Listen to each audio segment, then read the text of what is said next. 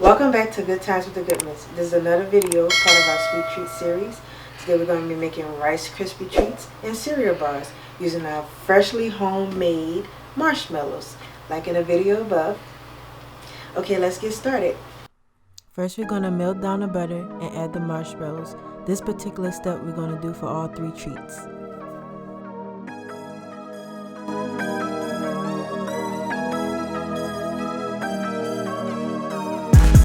Once all the marshmallows are melted down, then you start to add the cereal.